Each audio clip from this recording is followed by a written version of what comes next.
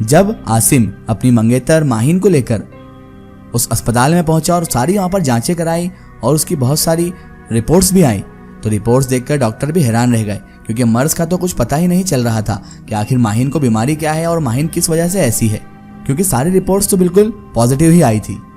अगली सुबह राउंड पर आए डॉक्टरों में से एक मसीहा ने आसिम को बुलाया और अकेले में उसे मशवरा दिया, बेटा तुम्हारी मरीजा को यानी तुम्हारी मंगेतर को कोई भी बीमारी नहीं है, उसे किसी अल्लाह वाले के पास ले जाओ, हो सकता है खुदा अपने किसी नेक बंदे की सुन ले और आपकी बीवी आपकी मंगेतर सेहतियाब हो जाए, क्योंकि बेटा आपकी मंगेतर को आसेब है।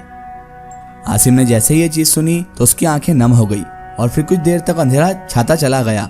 फिर वो एक दीवार के सहारे से टिक कर बैठ गया। फिर उसके बाद उसकी हालत जरा नॉर्मल हुई तो वो माहिन को लेकर अपने घर वापस चला आया।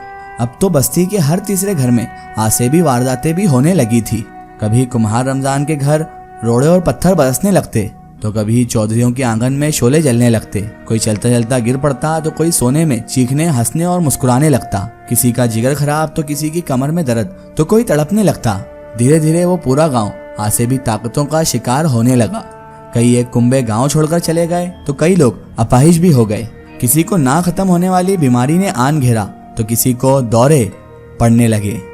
गर्ज के हर कोई शरारती जिन्नात की शरारतों का शिकार हो चुका था। गांव में कई आमिल बुलाए गए, कई हकीमों से राय भी ली गई, मस्जिद के इमाम साहब से दम भी करवाया, काफी तावीज डोरे भी करवाए गए, लेकिन किसी को भी रत्ती बराबर भी फायदा ना हो सका।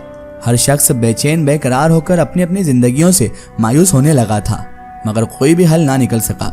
एक दिन नज्जू मोची को एक फकीर मिला।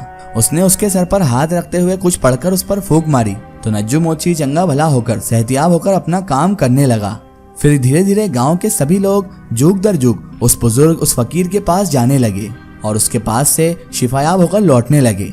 उस बुजुर्ग ने कब्रिस्तान और नदी के दरमियान ऊंचे टीले पर अपना झंडा लहरा दिया था और वहीं पर छोटी सी कुटिया बनाकर वो रहने लगे थे और वहीं पर रहकर अल्लाह की सदाएं बुलंद करते हुए लोगों को फायदा पहुंचाते हुए वो रहने लगे थे।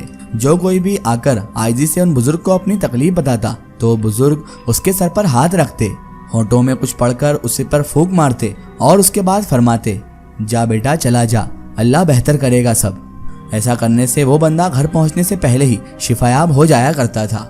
जब शुएब तक उस फरिश्ता सिफ्त बुजुर्ग की खबर पहुंची तो वो भी माहिन को यानी अपने मंगेतर को लेकर वहां पहुंच गया और जाते ही उन बुजुर्ग के कदमों में गिरकर और गिड़गिड़ाने लगा, बाबा जी मुझे बचा लो, मेरी मंगेतर से मैं बेपनाह मोहब्बत करता हूँ।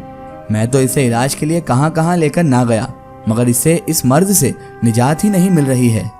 मैं इसके लिए हर किस्म का सदका उतारने के लिए भी तैयार हूँ। तभी उस बुजुर्ग ने अपने होठों पर उंगली रखते हुए कहा, खामोश हो जाओ। और शुएब खामोश हो गया, क्योंकि शुएब ने रो रो कर ऊंचा ऊंचा बोल बोलकर आसमान सर पर उठा लिया था। फिर उसके बाद बहुत देर गुजर गई। वो बुजुर्ग अपनी मस्ती में मगन अल्लाह अल्लाह की तस्बीह घुमाते रहे और इसी दौरान कभी वो माहिन की तरफ गौर से देखते तो कभी शुएब की तरफ गौर से देखते और कभी कभार कब्रिस्तान के उन ऊंचे दरख्तों को। फिर एकदम अपनी मस्ती में गुम अपनी इबादत में मसरूफ हो जाते। काफी देर बाद निगाहें उठाकर उन्होंने माहिन की तरफ देखा, उसके बाद अपनी तस्बीह को समेटा और फिर फूंक मारकर बोले, जा बेटा जा, इस नसीबों की मारी को तू कल लेकर आना हमारे पास, क्योंकि इस पर खबीस और नापाक गंदे जिन का कब्जा हो चुका है। कल मैं उस खबीस जिन्नात को हाजिर करूंगा और उससे तुझे निजात दिलाने की भरपूर कोशिश करूंगा।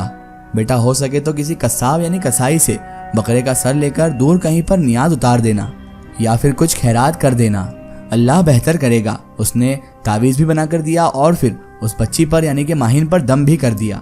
और यूं फिर शुएब माहिन को लेकर बस्ती में चला आया। उसने बकरे का सर लिया और किसी वीराने में जाकर नियाज उतार आया और अपनी मंगेतर माहिन को तावीज भी बांध दिया। और अगली सुबह माहिन को लेकर फिर से वो उसी बुजुर्ग के दरबार में पहुंच गया और जाकर उसने इतना ही कहा, बाबा जी आपने हमें। तो इतने में ही बाबा जी कहने लगे, हाँ बेटा आज मैं उस खबीस का तोड़ जरूर करूंगा और तुम अल्लाह के हुजूर मेरे लिए दुआ करो।